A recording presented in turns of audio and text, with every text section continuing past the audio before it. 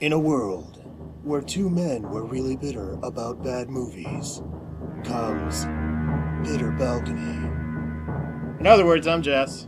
Hey guys, I'm John. Hey Jess, nice night for a podcast, right? Hell yeah. Alright. So, for our first podcast, we decided we're going to discuss the Terminator franchise. Yep. Yes, we will. That's a hell of a contribution, John. Yes, we will. We're going to cover 4 movies in a TV series and a remake. Yep.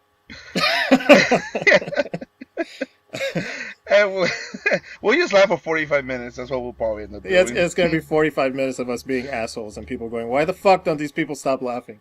I know. We'll start from the beginning, which will be in 2029. That's right. And that goes back to the events that lead to Terminator 1. Which was actually, not only was it released in 1984, but it takes place in 1984. And what can you say about this film? It's one of the more iconic sci-fi movies of our generation. Pretty much put James Cameron on the map as an author, and it's just a dark, moody sci-fi noir masterwork. And a very transcendent B movie, by the way, because so many facsimiles came across, Nemesis for one that comes to mind, whatnot, Cyborg. But this one has really stood the test of time.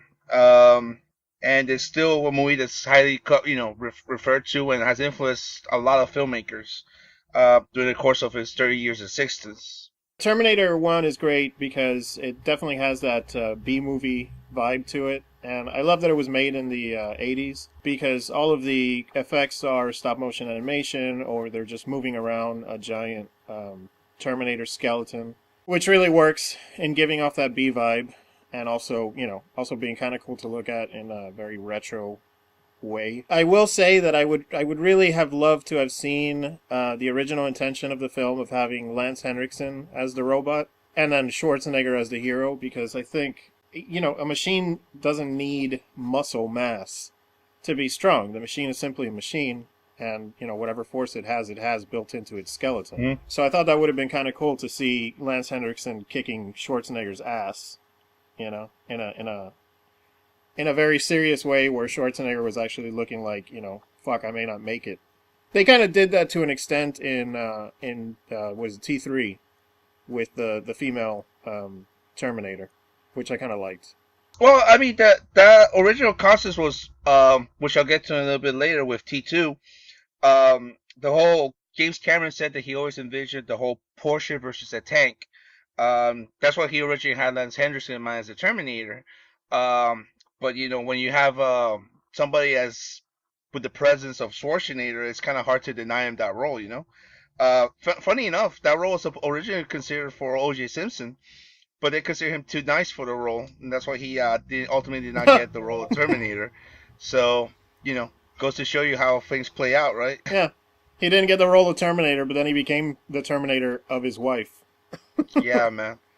So, what can you say? That's only how things play out like that, Everything about that movie works. It's not just, like I said before, the mood. It's what I like about this film, like, this is almost like a companion piece to what followed a couple years later with Aliens, where it's very, Cameron really captures a very moody, stark, visually dark film, sci-fi movie that really, like, kind of like really signatures his work, in his early days, in his, first stages as a filmmaker. And, to be honest, I kind of missed that from his, from his work, his recent work like Avatar or Titanic, where a little bit of that grit's not there anymore. Especially in the case of Avatar, and it was kind of nice going back to this movie and seeing, like, those roots really come out. And he's just it's a very, like I said before, it's a very transcendent B movie. Another thing that's kind of funny about it, it's the Library of Congress selected it to be in its National Film Registry. So it is considered a culturally important film. Yeah, and Interesting. yeah. I mean, ultimately, one thing that was really cool about it too was the reasons I prefer Michael Biehn taking over the role as Kyle Reese over Schwarzenegger, because I think that you really need somebody that will bring a certain level of like a very feral and a very human connection for the human role. And remember this is the time that Galen Hurd, who was a producer of the film, and James Cameron, they co-wrote this story. They were Hmm. also, they eventually got married, and pretty much that carried over to the end of the 80s when they did The Abyss and they were in the midst of their divorce. So it was kind of cool to capture that sort of like human, grounded, romantic qualities to the film. Played very nicely by both Bean and Linda Hamilton and Sarah Connor. Um, and you know, Arnold's role ultimately is an iconic role. It's a combination. It's both menacing and it's comical. I mean, the way he surveys like the landscape, and just his reactions to things. It's kind of like I like the fact that he just kind of assimilates his environment and as a machine would. I mean, just observing anything very tactical. And I thought that, honestly, it's one of Schwarzenegger's best roles as an actor. Yeah, I think so too, and he's definitely grown throughout the sequels that they've made. One of my favorite scenes from the first one, because I don't really think I ever saw it from beginning to end until I bought it on DVD, was when he scans his response for the guy telling him that it smells like something died in his room, and he chooses "fuck you, asshole." I thought that was amazing to have a list of how can I tell this guy to go fuck himself in varying ways, and he chooses "fuck you, asshole." Yeah, it's pretty. And one thing was kind of cool, like, and we'll get to it later when we get to T3, is how even though in each appearance he plays a different machine, a different Terminator, it's kind of cool that there is an arc to his performances. Like in the first one, I mean, he's definitely a machine. He definitely doesn't have any real connection to humanity. It's like he's almost like trying to assimilate it, but as a guy. And then in part two, when he goes into his relationship with John Connor, and he starts kind of like adopting the human traits, and his humanity comes out, which leads to his decision at the end of that film. And then in part three, you really get a wiser performance from him, where I think there's a little bit more. He's a little bit more understanding of his what his mission is, and who what he is as a machine. I think that it's a pretty. It's honestly his most important role. So, and it's cool how he is. Actually, I do think that, and we got out about this before. Even like when maybe he's not known for his acting chops, it's kind of cool to see an actor that if you give him enough time to develop a role, they'll be able to really find the nuances that makes those characters iconic. And I do think he delivers a really nice, great performance as the T-800. Yeah, I think so too. One of the things I really appreciate about, and I think it's probably the only thing that I guess I kind of like of Part Four, is I really like that he has created a kind of physical language for the Terminator, Mm-hmm. and um, and that shows in the fourth Terminator film, because the body language of the performance of Sam Worthington really does have it really has that physical language, and it's kind of interesting because at the beginning, obviously, you don't know he's a machine, or you're not supposed to not know. And then, but he does these cues, like the way that he surveys the area, the way that he focuses his attention on something, the way that he sees something of interest and reacts to it.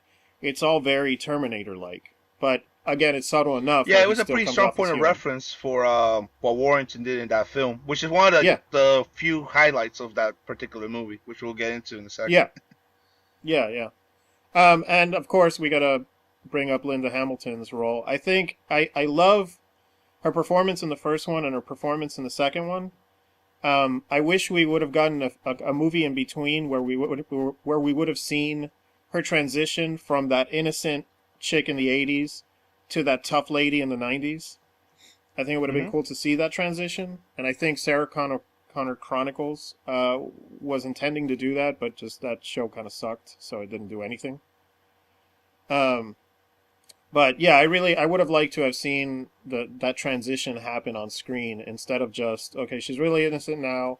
Now she knows she has to raise her son to be a badass, and then cut to whatever, and then now she's a badass. Well, I definitely would have liked to have seen her, because like I told you before, I think that not think, I know she's the main character of the series. I mean, she is the pivotal, obviously she's the pivotal character in part one. She's the one who actually goes for the growth. And in Yeah. part two, she's, I mean, you can see that full transformation from what you saw her in the first film, as college student, just trying to get by and having issues with her dating life, to like what she's in part two, where she's, just a well-trained, militarized, tactical, you know, what I mean, you could say in some ways tragic, because she kind of knows everything, that's how everything plays out, and she tries so hard to stop it, while understanding that there is a sense behind the back of her head that feels inevitable, and that she Yeah. needs to be alert. And it's a great transit. Actually, Sarah Connor, to be completely honest, one of the great female characters of those particular 80s and 90s. I mean, just because it takes place in an action movie shouldn't be dismissed. It was a great role, and one that has a lot of nuisance and growth. And it was cool that Cameron was able to have a female lead, you know, be sort of like the anchor of his two films. Well, he's really good at making strong female lead characters. I think he has a knack for that, which is great.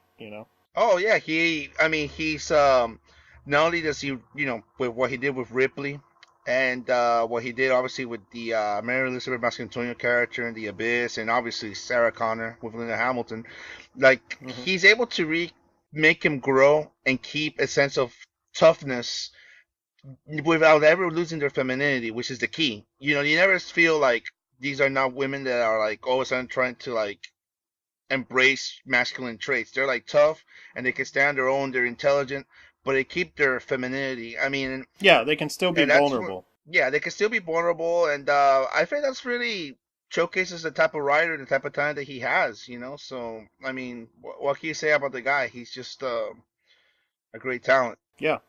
So we started talking about part two already, but Mhm. I can hear your clock. Hold on, let me. That's hilarious. I'm trying to. Oh Jesus Christ! Oh, Wow. Jesus Christ! Phone won't shut up. Skynet's gotten into your phone. I know Skynet took over my phone. It's creepy. We started talking about Terminator 2 already. Terminator 2 is a fantastic film. That movie holds up so well even today. I mean, the effects and everything.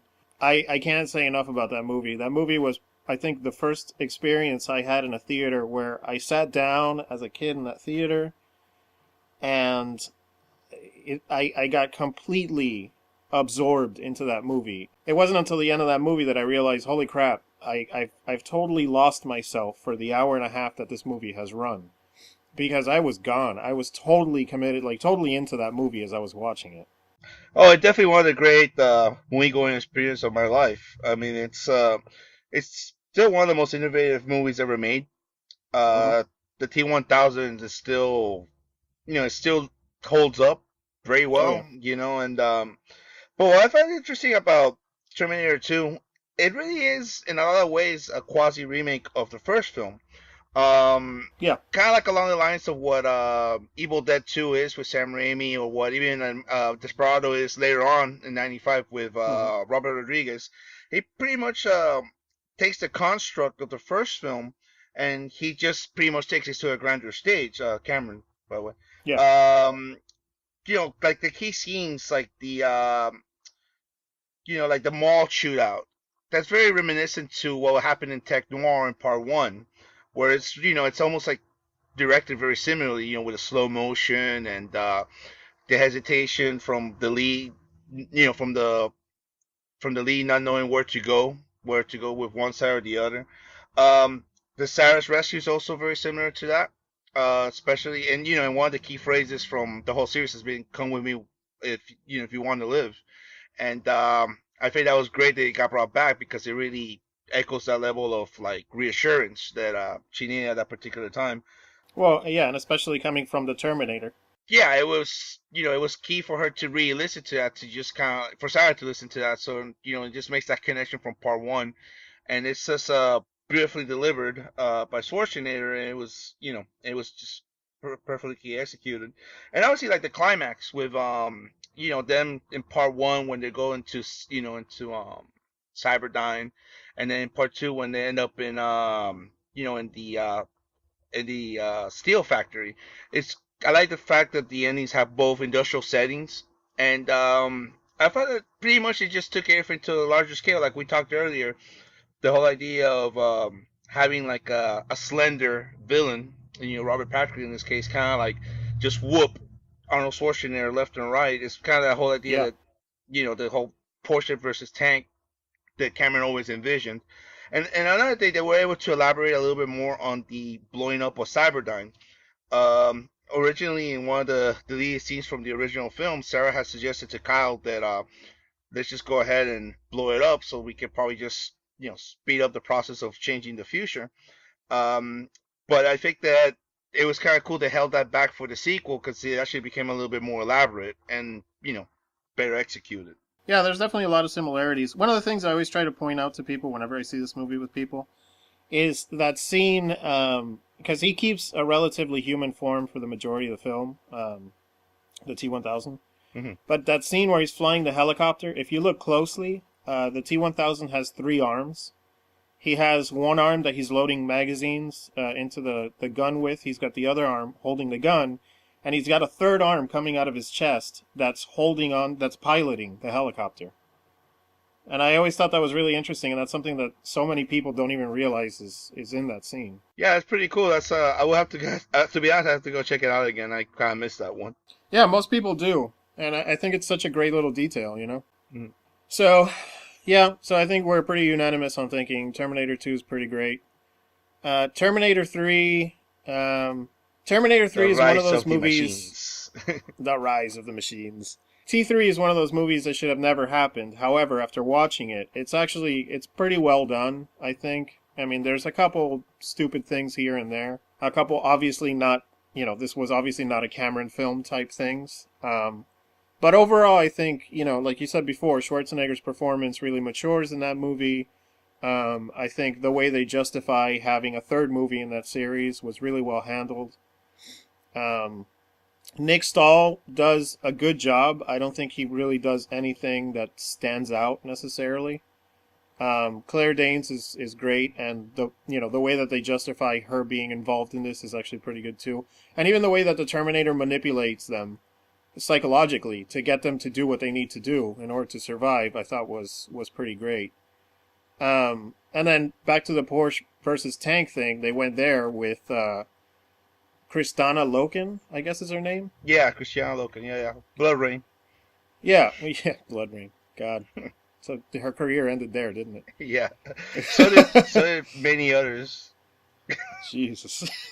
Ben Kingsley was in that too, by the way. I know that's going a little bit Yeah, off but cue, that guy will take a paycheck for anything. he never saw a patient he didn't like. Yeah, exactly. The guy's like, hey, look, we're gonna make another Twilight. How much are you gonna pay me? Oh, we're gonna pay you X amount. Okay, I'll do it. He just doesn't care. But anyways, yeah, she did a good job, I think. I like that. I found the combination of the liquid metal and the endoskeleton kind of interesting. I also like the idea that she brought futuristic weapons with her, built into her. I thought that was kind of cool. Overall, I think it's a good movie. Performance-wise, I don't think, aside from Schwarzenegger, nothing really kind of stands out as exceptional. But the story is well written enough that it's an enjoyable film, despite the fact that, again, and I'll say it again, is that movie should not exist. Oh, it definitely shouldn't exist. I mean, but I've grown to appreciate it. Pointing out to what you were saying, I agree with all those points. I will say this: it's kind of cool to see I think Nick Stahl delivers the best John Connor performance that we've seen on screen. And to be honest, like for the central character of this whole franchise, John Connor is like the most uninteresting lead character of any franchise I can think of. But he was able to bring him a little bit of angst and desperation, and I thought that was a really nice touch by an actor who unfortunately has kind of like gone wayward with his career, and it was kind of cool to go back to this movie and see that this kid had showed some pretty good chops. So he was also in he did Sin City, he did Carnival, he was in Bully. So it was this little time where Nick Stahl actually had like a good thing going for him, and I hope he gets another chance to get some roles more consistently. But Yeah, quickly to mention also about Jonathan Mostow, who was on chart. He directed this film. Uh, he's one of those middle of the road directors, not necessarily a visionary, but definitely a caretaker. His co his previous few films, Breakdown and U571, they're like very loose reimaginations of. In the case of Breakdown, it's almost like a reimagination of The Lady Vanishes, and in U571, it's a very loose and abbreviated take on Das Boot. And he hmm, also did Surrogates, which the Bruce Willis film that was kind of pretty bad. crap. But yeah, but for the most part, he's a pretty, he's a decent director. You know what I mean? And I think he was able to capture the B movie spirit of this genre. You know what I mean? And once again, going back to the ending, it's a very clever, very Rod Sterling influence type twist, and it's a movie that holds its own. For the most part. Yeah, it does. I think. I mean, I can obviously nitpick because you can nitpick at any freaking movie, but I think overall the movie really holds up, and it's a decent movie considering the fact that it really shouldn't exist. Yeah, I shouldn't. So I mean, Yeah. it opened the doors for Sarah Connor Chronicles and for Terminator Salvation, and so I don't know if it's as much as I enjoy it. Some ways I go like I wish it wouldn't hadn't been made because it's kind of like less than what has been left before, from Cameron's work. Yeah. Yeah. Well, and I love that we started off on a positive note, and now we're gonna enter like the bitter zone because Terminator 4 is a piece of crap. Like, I think that movie's almost hilariously bad. You could that movie has so many bad ideas and bad scenes in it. Oh, good for you. And how was it? Yeah, that movie, like you could tell McG really wanted to make this like really good, like oh I'm gonna make this masterpiece movie, it's gonna be so epic and post-apocalyptic. And I remember you mentioning that one of the references that he had was The Road, and you can tell that in the visual style. However, that script is a complete joke. Yeah, he gave a bunch of just to go point out that he gave like the cast like copies of the road so they would get the feel what he was trying to do. And to be honest, I think to his credit, I do think that the movie is highly ambitious. Considering this is the guy who directed Charlie's Angels, I think that was it was kind of cool that he definitely had a particular scale he wanted to rise, a bar he set up for himself. Unfortunately, his directing in this film is extremely inconsistent. Case in point, when he almost adopts like a Alfonso Cuarón shoulder romance style, where he almost goes like he wants to do a guerrilla documentary style. You know what I mean? He's like the camera's like circling around, and it's kind of like it's great. I enjoy the feeling of it, but if you're gonna shoot it that way, you have to be consistent because once Yeah. those scenes, once Marcus is captured, that whole style just goes through the roof. I mean, pretty much whatever little thread that movie had just goes all the way down once Marcus is captured, and when it becomes John Connor's kind of like story, I guess. It's an example of very Which consistent direction.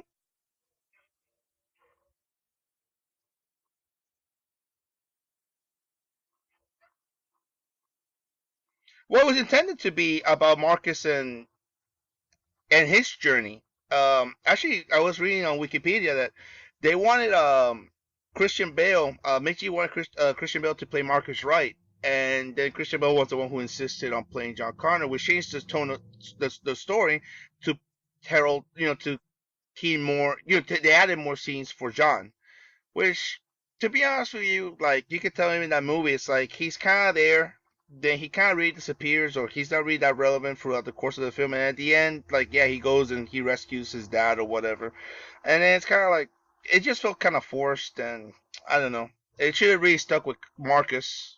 I don't know why he would choose John Connor. I mean, unless he just wanted to be an iconic character, but Marcus's role has a lot more meat than Connor's role. Connor is treated, I mean, and that's the other thing. Actually, I'm going to back up. One of the things that I hated about the movie too was how organized the military is. Because in every flashback we've seen, or flash forward that we've seen in the previous Terminator movies, this is a very like grassroots military operation. Like these people are scrounging up for food and scrounging up for gear. They're not fully militarized with planes and submarines, and It's like, where are they even getting the fucking fuel for these planes? It doesn't even make any sense. Well, I mean, think about it, dude. Like, what? It's essentially like you're making pipe bombs and you're kind of making like tanks based on whatever automobiles are available, are still running and functional. I mean, you pretty much live in bunkers. I don't really see where you come up with the idea that this is a sophisticated military operation. No. And another thing that kind of bugged me about this film was when they started mentioning like John Connor as like he is a messiah. And I thought that even though, I mean, I know the reference to John Connor is JC, Jesus Christ, whatnot, but it was kind of like I really don't like the idea of keeping that. I think what makes John Connor kind of cool is that he just rose from the ashes or whatever that may be, and then he was the one that, because of obviously the information his mom had gathered through the course of of the past, he was able to kind of put everything together and spawn this sort of grassroots operation, and that's what made it kind of cool. And then when it became this sophisticated like army function, it was kind of like it just took away a lot of the spirit of what had been established before. Another thing I don't really get is that in this film does a poor job in saying why John Connor is so important, because to be honest with you, all he does in this movie that's of any significance is like rally the troops from that little speaker he has, and he goes, "Oh, you guys are the resistance." It's like, come on, dude. What else do you really have to showcase here where you say you're this great leader and that you provide any tactical or strategic knowledge or execution that really makes humanity have an edge over the machines? And that completely bothered me because it was just like lazy writing. Yeah, they mistreated that character. That character should have been treated a lot more importantly than he was, because he was dismissed the majority of the movie. And it's like, then why is he important? And on top of that, he may be a great leader, but he's a terrible pilot because every helicopter that he flies in that movie, he crashes. Well, that's what you see like in 2029, because this movie takes place in 2018, so there's like a 10-year gap. That's what you see, that it's only like Jeeps and Wranglers or whatever they have that are operating, because like you don't want John Connor anywhere near like a plane or a helicopter. He crashed them all. Yeah, no kidding. Yeah, so yeah. By 2029, he's crashed every single helicopter that they found. So yeah, man. Oh, planes, planes, anything that flies, man. Don't let that guy get near it. Don't let him near it. Yeah. There's other stupid crap in that movie that really bothered me. Like the mute kid, I thought was so incredibly useless, served no freaking purpose whatsoever. And she was apparently a mutant with Terminator-seeking powers, because she freezes up anytime a Terminator's headed their way, even though there's no sound or visual cue or anything saying that a Terminator's coming. She can just tell. And I don't know if, not having the power of speech gives you the power of sensing Terminators, but I thought she was completely useless. There's a scene with Kyle Reese when Marcus gets in the Jeep, and Kyle Reese says something along the lines of, "I don't know how to drive," or I've never driven before. Yeah. But he's driving like a fucking pro. It's like, what the fuck are you talking about? I just throw freaking Marcus in the driver's seat and you don't even have to approach that subject. It's just so stupid. And then there's like a building that collapses next to them, like across the street from them, yet they don't see any dust whatsoever. And then they do the thing that I love the most, which is you have a giant, I think they're called Hunter Seeker. You have a giant Hunter Seeker flying right next to you, underneath the building, or right next to you, but slightly underneath the building that you're standing on top of. And then you only hear it when it rises above the horizon, or rises above the building. Why didn't you hear this thing when it was right under you? Because those things are fucking loud. It's so stupid. I mean, another detail that was kind of annoying was the whole idea that there's already a kill list and it's John Connor's number 2, because already Skynet figured out that Kyle Reese is his dad. And they captured Kyle Reese. They have him under his, pretty much he spends most of the film under arrest. I mean, not arrest, under captivity from the machines. And yet they still have to make this, whole setup with Marcus and like with John having them both together. I'm like, if you have Kyle Reese, you have this information, just kill him right there. Yes. I mean, and the whole thing, for Skynet to be a computer and pretty much goes through all these he's already been sending, machines back through time. He's making, he's playing out algorithms in his head. And if he figured this out, there's no way that he's gonna not kill him right away. I mean, Yeah, exactly. What was the point? And because then the big reveal at the end with like in the climax when like Cannonball Carter shows up and she's pretty much like telling Marcus Wright that he was pretty much infiltrated so he could spot John and trick the resistance and whatnot. It was such a James Bond moment. It's like a machine's not gonna think that way, man. You know what I mean? Like No. Well, and that's the thing too. It's like what was okay. So several things actually. The beginning starts off with Marcus about to get the lethal injection for killing somebody, I assume. And Helena Bonham Carter is pleading with him to, I don't know, to give his body over to science or something. And then how does that translate into anything that happens into the future? Like, why did Skynet choose him? For what reason? And then on top of that, the mission that they gave him was, okay, hey, you wake up, and then hopefully somebody finds you, and then hopefully that person that finds you is near, is near John Connor, and then hopefully you can infiltrate, and then hopefully, just seems like such a what fucking put together computer plan.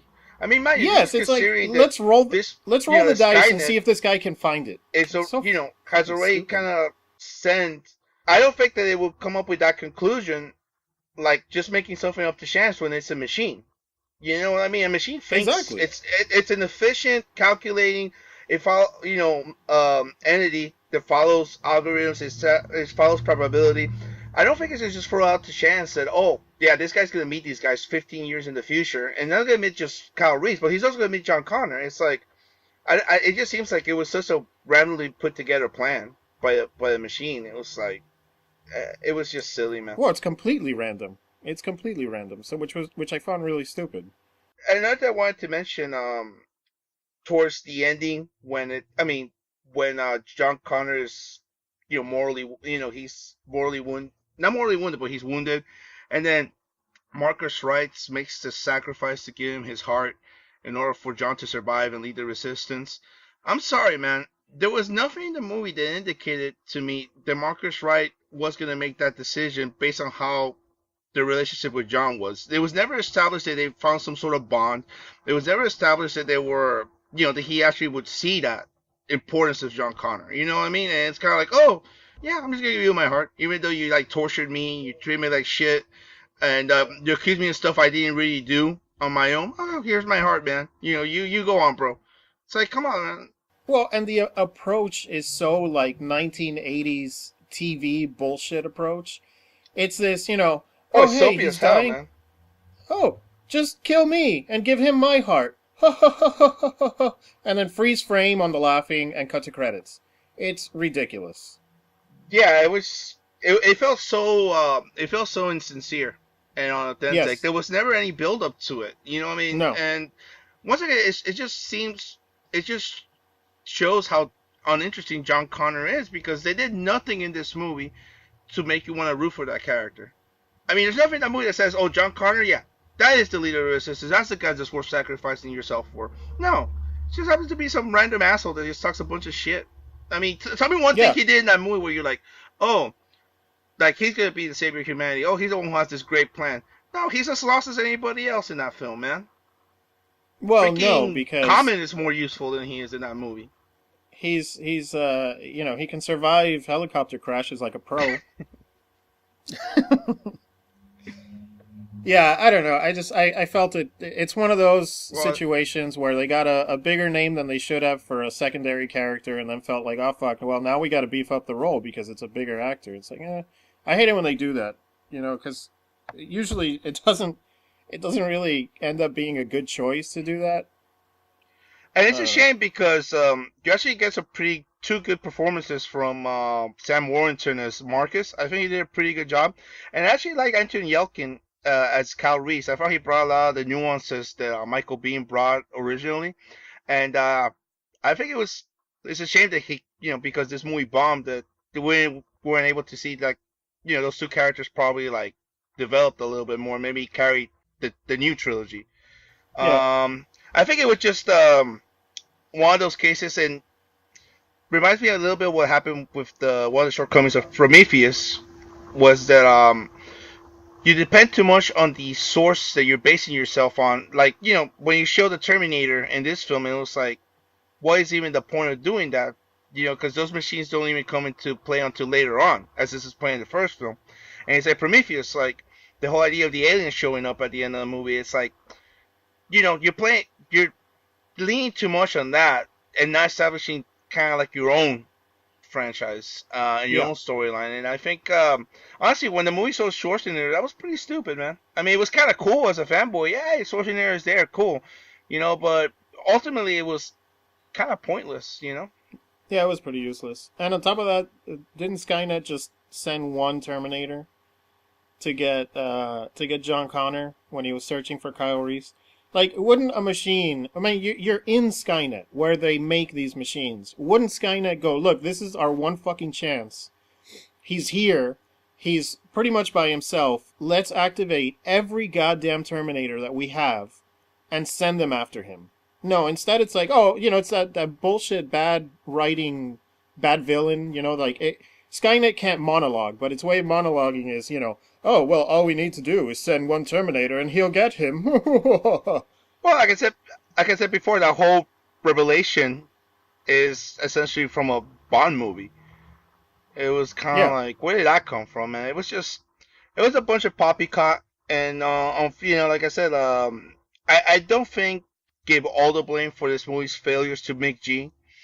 Uh, Perhaps with a better script, I think that some of his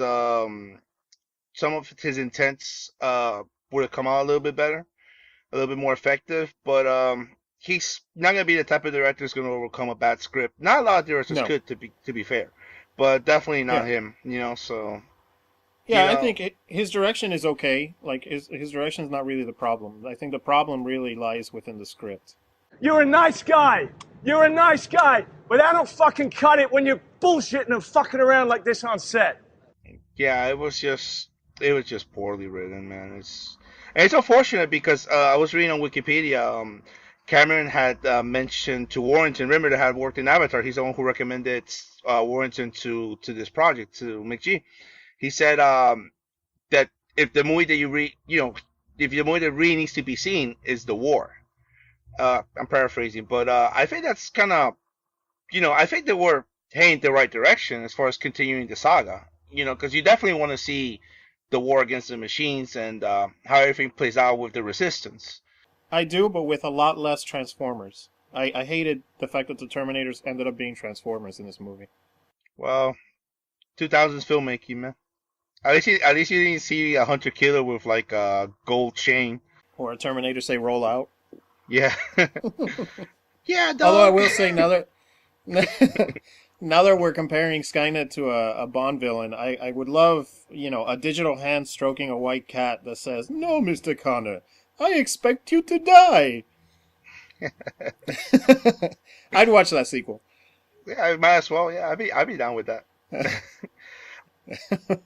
Which brings us to remake slash reimagination of the franchise with Terminator Genisys. Genisys? Genisys. Yes. It's clever, John. It's clever. The marketing team came up with it. Shut up. Genisys. Genisys? I like it. It's kind of cute. You know what I mean? Like whatever. Do you think that movie's gonna start up with a white screen and Sonic the Hedgehog running to the right and then to the left, and then the bad 8-bit sample of Sega? Yeah, might as well. I'm down with that. Anyways, well, so far we understand of Terminator Genisys, or Genisys. It's pretty much gonna be some sort of like Back to the Future 2, where like the timelines of Part 1 and Part 2 are gonna be revisited, and there'll be new and clever ways of having Sarah Connor and all, and everybody else and all the characters kind of like interact with what's happened before. And in one of the studio shots, you actually get to see Arnold Schwarzenegger with white hair, and supposedly they found a way of keeping his organism aging, because apparently he becomes like the caretaker of Sarah Connor when she was a child. Like he went back in the 60s or something like that. So I really don't know what they're planning to do. But Arnold Schwarzenegger says it's a great script. He's really pumped, and Well, of course. I guess we'll He see wants what another happens. trilogy. Or I don't know.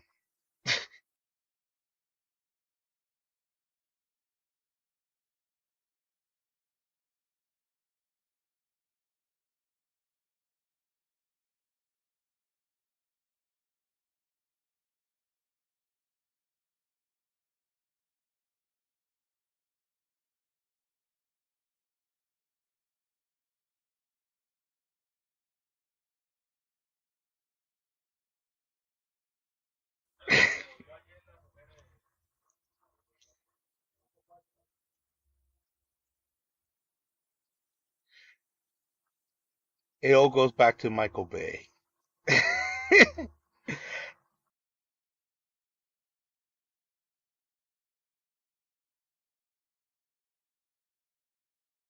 Yeah, he'll have his. But going back to Terminator Genisys, I'll say this: I was intrigued by the cast. Emilia Clarke, she's from Game of Thrones. She's taking over the Sarah Connor role, and I think she brings a lot of those qualities that Linda Hamilton brought to in the original take on the character. Um, the kid, uh, Jason Clarke, who was recently in Dawn of the Planet of the Apes, he takes over for John Connor. It's a pretty good actor. I haven't seen him in much besides Dawn of the Planet of the Apes. He was in a show called Brotherhood, and he was also in Zero Dark 40. And I think they also got the guy who played this Bruce Willis' son in Die Hard 4, A Good Day to Die Hard. He's got man, I can't believe I forgot his name now. That's so embarrassing. um, yeah, he's got. I think he could bring something to the Kyle Reese role. So at least he's got that going for it, and I don't know. We'll see what happens. Look, I don't have a lot of high hopes towards it because I really think that this was Cameron's vision. And think about it, Cameron, after a while, didn't want to continue the series. I think he really found a point where he found closure with it. And I wish I would have just left it there. Well, T2, I mean, he left it open, but there's also that deleted scene where you see Sarah Connor in the future, old, looking at her grandkids, and, and it's, like, I get not closing it out that way. I understand why he did it, but there is a sense of closure to Terminator 2. I mean, they've taken care of Cyberdyne. They've gotten rid of all the evidence of the Terminator. Like, it's pretty much done. There was no real... just because it left on... just because it didn't leave a complete closure to it doesn't mean that the story can continue. Right. I think that he was able to hit the notes of the possibilities that we can change... that we can change our ways, that we can change the mistakes that we've done. And he's left that, that was kind of like the whole point of the two films, no fate unless of what we make, you know what I mean? Yeah. That was the whole point of the two movies. And obviously by continuing the story, you kind of, in a way, like, go back to something that's a little bit bleaker and perhaps a little bit more, to be honest with you, perhaps a little bit truer, where, we kind of are a little bit destined to lead that path at some point. I mean, if you want to continue the series, yeah. Yeah, and then that brings us into a whole other territory as far as, like, once the third one comes out and it's basically, whatever's meant to be is going to happen. Then at that point, if Skynet knew that no matter what, you're just going to delay the inevitable, I want to believe that it would be smart enough to be like, all right, then I'm just going to give up the fight, because no matter what I do, there's always going to be a John Connor. And there's always going to be a human victory. So why continue the fight? And then so there's a whole, like, loophole fucking logic there that could turn into another spiral mess. So, anyways, yeah, and then we have Sarah Connor Chronicles. Wow, I actually said it without screwing it up for the first time. The Sarah Connor Chronicles. That show was really dumb. That show, I force myself to watch it because because I guess I kind of hate myself. But it was really dumb. The whole like love interest with the Terminator thing was just dumb. It's a myriad of bad choices. The one thing that I if I remember correctly, is that the ending had it left off on an interesting note because I think they travel into the future or something, which was interesting on its own. But I mean I still wouldn't have wanted a second season from that show. That show, like the third and fourth movie, shouldn't have existed. I think the biggest, to be honest with you, I didn't really get. I just really saw the pilot of the show, and then I kind of like read, how every season and how it progressed. I think it was a lost opportunity to really explore, like what we spoke about earlier, kind of explore those years in between Terminator 1 and Terminator 2, where Sarah's learning to become, you know, preparing for what's gonna happen. She becomes, almost detached from her humanity. She starts becoming a soldier, and it would be kind of cool to see that transition happen in the series. But once again, like I had mentioned earlier, like I think that sometimes with these franchises or with the TV shows, they succumb a little bit too much on, oh, we have to bring a Terminator into the story, or we have to bring, like the time travel element back into it. And sometimes you just gotta trust, you know, the strength of those characters and what they've gone through. You know what I mean? Like, I think Yeah, I agree. I would have been a much better show, honestly, if she would have either taken that point between 1984 and 1994, when she goes to like, I don't know, South America or Central America, wherever she's going, and probably like learns guerrilla tactics and with the intent of maybe at some point blowing up Cyberdyne. That would have been kind of interesting. Or even post Terminator 2, if it would have been her relationship with her son and training him to like what she's still facing her hard hearts is inevitable. I think it would have been a pretty more interesting show. Yeah, yeah. Either of those two are much more interesting. And the thing is, you've already, even in the title, you've already detached yourself from the Terminator title. So just having her name as the name of the series pretty much tells you that you can go and show her from the 80s to the 90s and see the progression from somebody innocent into somebody that turns into a soldier. And you don't have to include a Terminator because it's about her. And I mean, even in the title, it's about her. So you really don't have to feel forced to bring in Schwarzenegger or bring in another Terminator because it's not even necessary. No, it's not necessary at all. And but I think that it was a wasted opportunity to explore different nuances and character developments for Sarah. But like I said, that was a piece of crap. I mean, who cares? Fox put it out. They're hit or miss. For the most part, they miss. So Fox. I don't know. We'll see how this Terminator Genisys goes. I don't have huge hopes for it.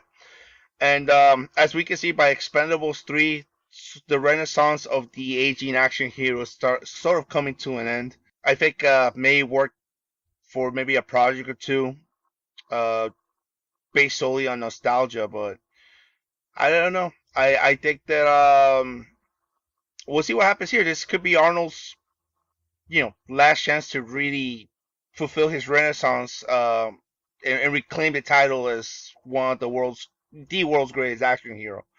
But we'll see. He's banking on it, so we'll see how it goes. Yeah, we'll see. I don't have any hopes for it in either direction. I'm just going to wait and see. I mean, so far what I hear sounds bad. I'm just going to wait and see what I guess whatever the first trailer has to see if it's even worth bothering. But yeah, I don't have any hopes for it being. I'm pretty sure it's not going to blow me away and be like, holy crap, I'm so glad they made this new trilogy because it's amazing. at best, at best it'll be like, yeah, it was okay.